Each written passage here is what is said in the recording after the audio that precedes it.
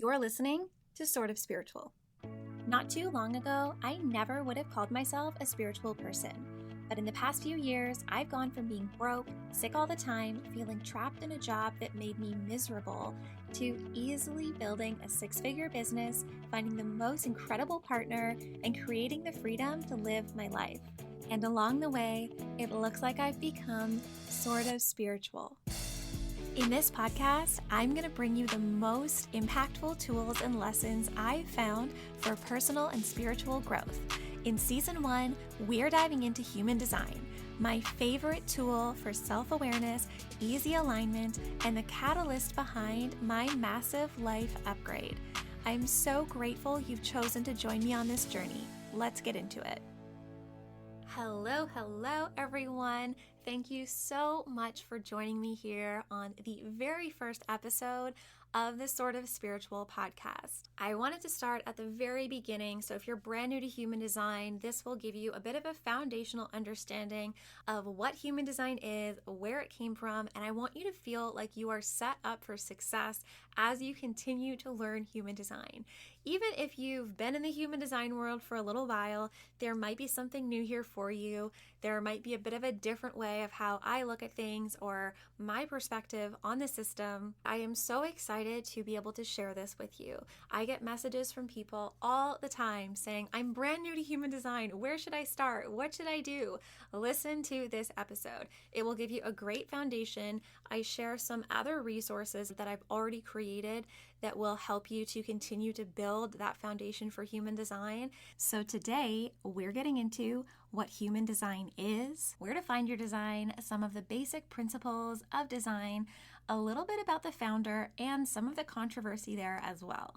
If you don't know how human design was started, this might surprise you. I'll also talk a bit about how it actually works, like what do the planets and stars in our birth time have to do with it all. I actually find human design to be a very grounded and practical system, but built on a foundation of things that earlier in my life I never would have been able to get behind, but it just drew me in like nothing else has. So that's what we're talking about in this episode, and I have so much more coming in this first season of the Sort of Spiritual podcast. I've already recorded a bunch of episodes. I'm like literally bouncing because I just can't wait to share them with you. One of my gifts in my human design chart is the ability to share transformational information in a way that makes sense. And I feel a little like saying that because I'm not really one to toot my own horn, but it was a gift where at first I was like, how is this even useful? Like, I wish I had a better gift, you know? And then I realized that's exactly what I've built my entire business on. And that's really what I'm here to share with you as well. So my intention is this resonates with you, that you learn something new, and that you are set up for this journey of a lifetime that is human design. I won't talk about the episode any longer. Let's get into it. I can't wait to hear what you think. Here we go. All right, so we're going to start at the beginning with what is human design. In the simplest terms, I always say it's a system for knowing yourself. It's an amalgamation or a synthesis of different systems, so it's based off of other ancient systems like Western astrology, the chakra system, a Chinese system called the I Ching, the Tree of Life from Kabbalah, as well as some modern systems, and it's calculated from your birth time, date, and location. And what this does is it gives you a map of who you're designed to be, or a body graph, as we call it in human design. I think it's important to respect the systems that human design draws from and to try to learn a little bit about them if you really go deeper into human design. One of the ones that I really loved learning about specifically is the I Ching. So if any of those call to you as you are on this journey, I definitely recommend going into them because they'll help you understand more of the system. And it's not necessary to dive into them individually, but I definitely like to give respect to these systems that human design draws from. One of the things I've come to love about human design that would have probably had me rolling my eyes a couple of years ago is that it's based on your birth data, so your birth time, date, and location. And one of the challenges I always had with these personality tests that I was so obsessed with that I would do every one that I could get my hands on was that they require you to answer a questionnaire. At that time, I had such little self-awareness, and I don't think I'm alone in that problem. So either I didn't have the awareness when I was answering the questionnaires, or my ego would get in the way and I would answer the questions as my ideal self, or it's like how I would like to be in these situations, or how I would, in a perfect world, respond to these. So I would either get results that weren't accurate, or the results would change all the time. And this is also tricky because I know that not everyone has their birth time. I do have a YouTube video. I'll link to that below in the show notes. And if you don't know what your birth time is, I give you some suggestions as to some things that you can possibly do to either help figure that out or to play with your human design anyways, even if you don't know the exact time. I also really like to approach human design with this idea that we already know who we are. And human design is the system that helps us to remember that. You don't need human design, but at the same time, a lot of us really can be helped by it because we've been taught or we've been conditioned to be something that we're not, and we're really conditioned away from our true self.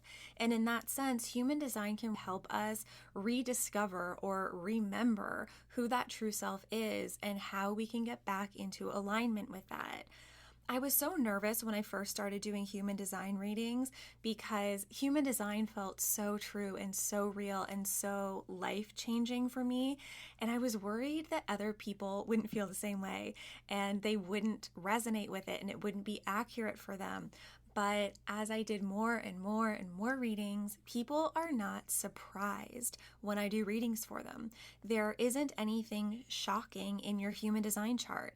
And there might be something shocking in the sense of like, oh my gosh, that's in there, you can see that. But it's not telling you that you're some way completely different than who you really know at your core. If you were yourself, this is who you would be. You may not have been allowing yourself to be that way, and that's very different. You could be acting very different, presenting very different from your human design, but people, in my experience, always resonate with their design. And it's like, yeah, okay, this is me. Human design is also called the science of differentiation. And I love this because it's really based on this idea that we are all unique. We are all so unique. We all have a unique design with a unique purpose. But we live in a society that often moves us towards homogenization or being the same.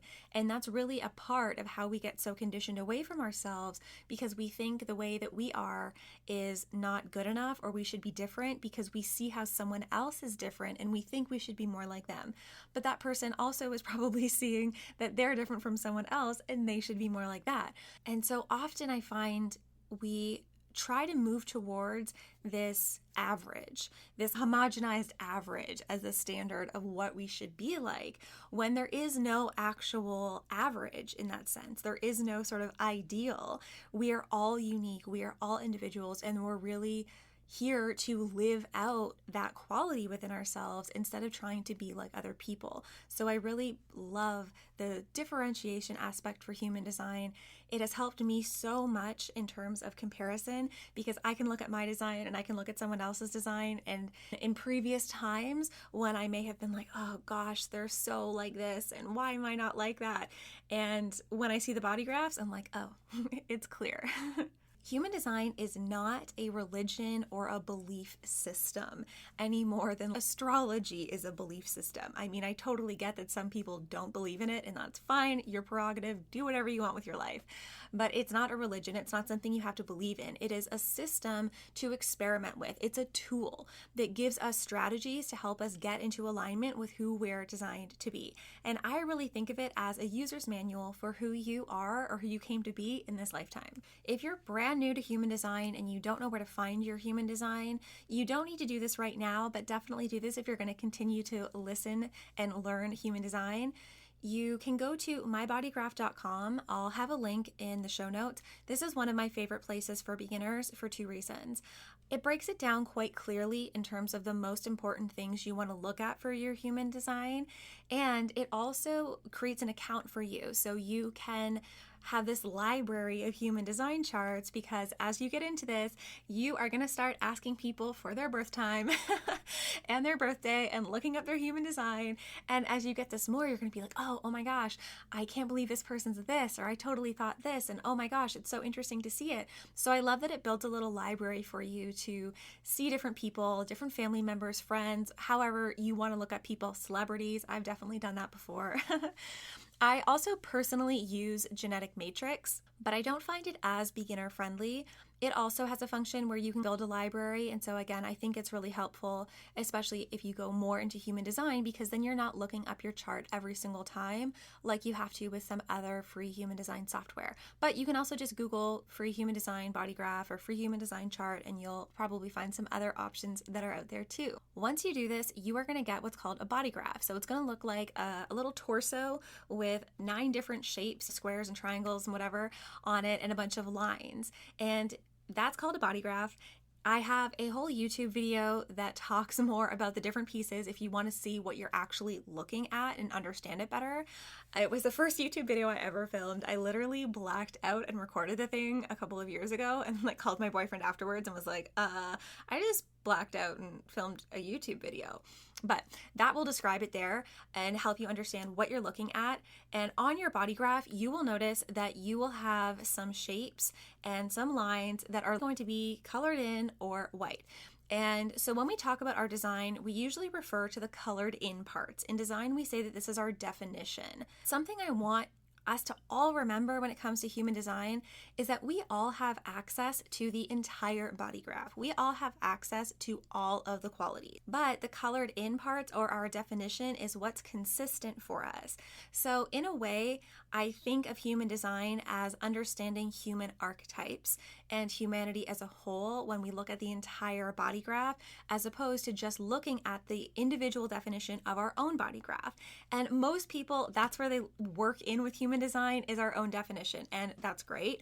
But as we learn different pieces of human design, I think it really helps us to understand humanity from the perspective of all of these different archetypes that exist in all of us, whose potential exists in all of us. I also like to look at our definition, so what's colored in our body graph, as limiting in a good way. So hear me out. This is what I mean by limiting in a good way. I read somewhere years ago that if you have a playground that has a fence around it versus a playground without a fence, people will actually use more of the playground when it has a fence. So when there's a fence, people will go right to the edges. They'll play in the whole space of the playground, where if there isn't a fence, people actually stay closer to the center or to whatever that kind of core of the playground is, and they won't really wander out too far, even if the playgrounds are really the same size. So I look at the definition kind of as our fences. When we understand ourselves and our quote-unquote limits, we can really play more fully in who we are. And the rest, the parts that we're not, or the parts that aren't our strengths, they don't really matter. Again, I'm going to say quote unquote limiting, but it's not limiting because it's just giving us more space to actually be who we are and explore who we are, and preventing us to a degree of going into the parts of us that actually aren't really us, or don't really feel good, or aren't really in alignment. So I look at it as limiting in a good way. It's also helpful in the sense of living in a world of infinite possibilities. We need some limits. At least I need some limits. Can you imagine if you woke up every day and had a million choices to make for everything? It would be too much. We need to have our preferences. We need to have our strengths. And so in that sense, I don't find human design limiting in a bad way. I find it limiting in a good way of helping us understand ourselves. You know, it's kind of like with your wardrobe, when you know what looks good on you, you know what colors look good on you, you know what styles look good on you, it makes it a lot easier to get dressed. You can see something and immediately you're like, not a chance. That color is going to make me look like I am deathly ill. That's the case for me with a lot of colors anyways. So when you get your body graph, the most important things to see are your type, strategy, and authority. There are 5 types from my perspective. Some people say 4, I say 5, and each type has its own strategy. So type and strategy go hand in hand. We have manifestors, which are about 10% of the population. That's what I am, in case you're wondering. We have generators, which are about 37% of the population. We have manifesting generators, and this is where the fourth or fifth type comes in, because some people look at manifesting generators as generators, and some people call them their own type. So I like to refer to them as their own type. They are about 33% of the population. We have projectors, which are about 20% of the population, and then reflectors, which are about 1% of the population. So those are the 5 types. And then each type has its own strategy. I'm going to be going more into this in future episodes. And I do also have a YouTube video if you want to get a bit of an overview of these right now and you don't want to wait for a future podcast to come out. You can definitely do that. So that's the type, and strategy goes along with each type. We'll get into that in the episodes as we cover that later. So strategy and type is how we move through the world energetically with the least amount of resistance. And then we have authority. Authority is how we're designed to make decisions. I already recorded an episode for you on authority that I'm really excited about. I love authority. I think it's such a powerful tool. I think it might actually be the most powerful part of human design if you do nothing else but learn your authority.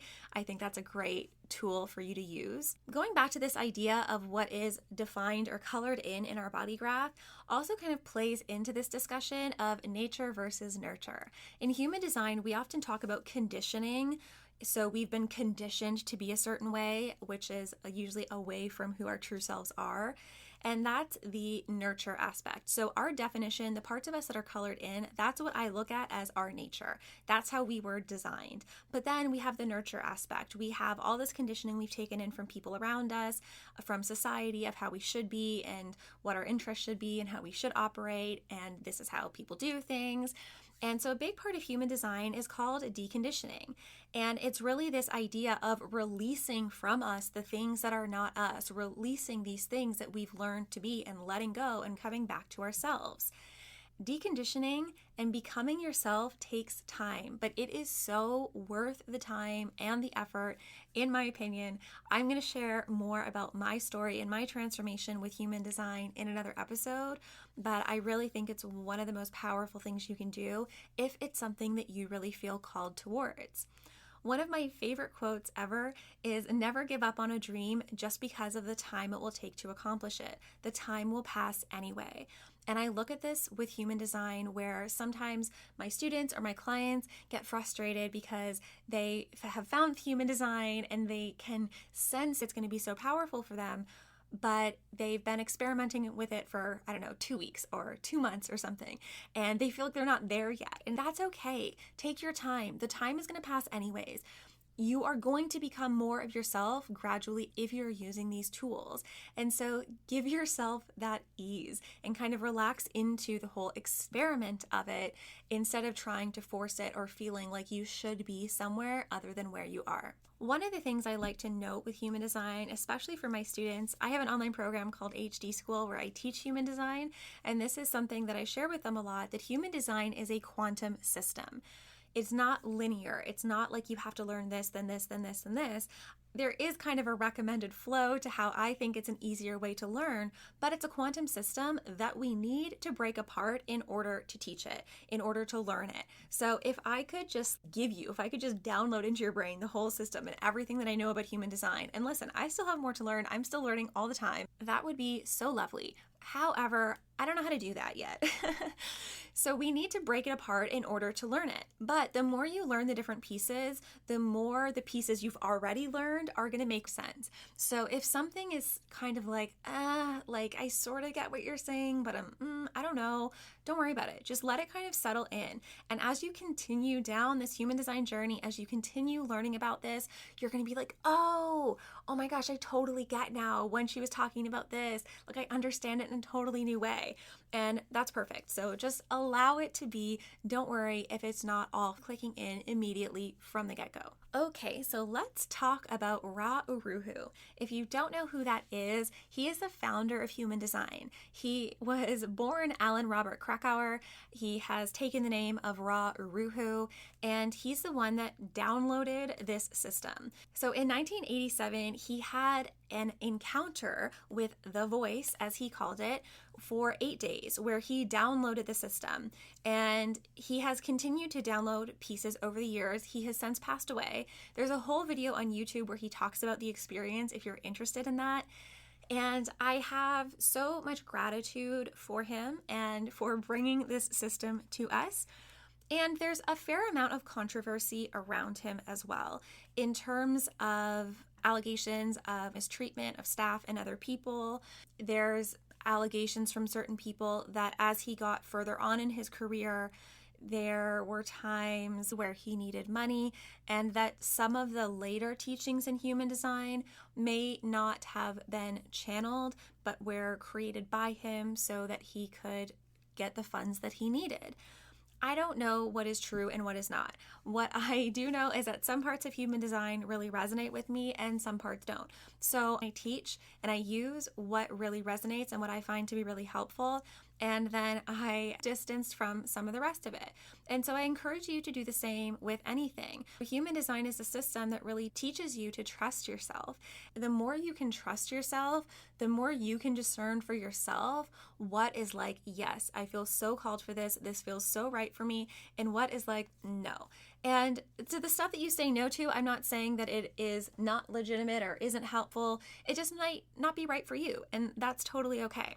When I've learned from Ra, I've listened to many of his lectures in the past few years. He doesn't always come across as a very kind or loving man. And occasionally he does. There are some moments that are just so beautiful and so lovely, but he can have a bit of a doom and gloom feeling to some of his teachings that are difficult for people or that feel really disempowering for people. And sometimes I feel like I'm here to translate those teachings because I see them as being so powerful and so empowering and so positive. And I've also been hugely influenced by one of my human design teachers, Karen Curry. She is definitely my favorite human design teacher, and she really is the one that has helped me to create that empowering perspective around human design. I'm so grateful for her and her teachings as well. So within this conversation, we kind of have this old versus new paradigm in human design. And there's been a bit of a divide in the human design community in the past year or so. One part seemingly really wanting to preserve the integrity of the original human design system and only speak of the work and only use the work exactly as it was initially transmitted. And that's not quite true because it was transmitted in sort of chunks over the years, but that kind of initial system. And then there are people like me and like so many other people who have more of a positive, more of an empowering spin on human design. And there's potentially some animosity between the two sides sometimes. I really don't have much of an interest in saying that one is better than the other. I believe that you are the authority in your own life and you can follow the teachers, you can learn from the people, you can learn from the systems, the websites, whatever that resonate with you, because those are going to be the best. And some people are going to really resonate with how I teach human design and some people aren't, and that's okay. That's one of the things that human design has really taught me and helped me to understand how my energy connects with some people and it's just not going to connect with other people. If you're called to get more into human design, find the sources that resonate with you and be wary of the sources that use fear-mongering tactics to make you feel like you're not legitimate or like you're not good enough or that you need to learn it in a specific way. Okay, now to talk a little bit about how does human design actually work? This was something that I was so curious about at first, and it's based on this idea of neutrinos. And if you've never heard of those, you're not alone. I certainly hadn't before I found human design. It's essentially this idea, how I like to put it, that we are turned on or created or imprinted by stardust. I'm not going to go too deep into this, but basically neutrinos are stardust, or sometimes they're called the breath of stars. And they are tiny, tiny, tiny particles, smaller than atoms, that are constantly passing through us, through the earth, through the sky, through everything. If you imagine, you know those afternoons when the sun's streaming in the window and it looks like the room is empty, but then all of a sudden the sun hits it just right and you can see all of like the dust and everything and all these little particles floating around. It's kind of like that, although these things are much, much, much smaller. However, even though they're so small that they can pass through dense, physical, tangible objects, including us, they have mass, and mass carries information. And so allegedly, this is what imprints us when we're born, that have kind of like turned on different pieces of us that make us all different and unique. And so that's why when you're looking at your human design, your birth time matters, the location matters, because that exact time is really important in knowing what the planets were, what we were being imprinted with at that moment. If you want to learn more about human design, of course, I'm creating this podcast to be a resource for you. I do have some videos on YouTube that teach different aspects of human design. As I mentioned, I have an online program called HD School, which teaches you the entire system. And there are so many other teachers, programs, resources about human design that you can find as well, both free and paid. So definitely do some Googling, find something if you're interested in learning more about this. Ultimately, I don't care if you use human design. I don't care about the system specifically. I care about you, about us being happy. I care about us understanding who we are and being able to be self-expressed. And if you already know that, if you already are self-expressed, if you are already feeling so in alignment, amazing. And if you find a different system that works better for you, that resonates more with you, amazing. If I find something that works better, I will definitely be sharing that with you too. So I'm not attached to human design in any way, but it is something that has been so powerful for me and so many people that I've worked with. So I want to share that with you. All right, friends, I mentioned a bunch of resources and YouTube videos. So if you want the links for those, they will be in the show notes for you. If you are wanting to continue with human design, it would mean so much to me if you would subscribe. And I'm hosting a little contest. I don't do readings right now for people who aren't students of mine in HD School, but I have an opportunity for some of you to win one. Reviews are a big deal in the podcast world, and as a new podcast, they really help get it out to more people. So for every 25 reviews I receive, I'll do a little raffle and someone will win a free human design reading with me. I can't wait to meet whoever wins this. It's going to be so fun. I love doing readings. So you'll need to send a screenshot of your review to hello@sortofspiritual.com before you submit it. Because once you submit it, it kind of like disappears into the, approval world for a couple of days. So you won't be able to find it. And if you don't email it, I will have no way of knowing who submitted what and can't contact you when you win. So all of the details will be at sortofspiritual.com/podcast. So you can head them there if you're like, what did you just say? No worries. And if you want to see some behind the scenes actions of how I live my design day to day, as well as some more teaching, come find me on Instagram at sort.of.spiritual. And because I couldn't just release one episode on launch day, the next episode about authority is already ready for you. Thank you so much for listening and enjoy the next episode.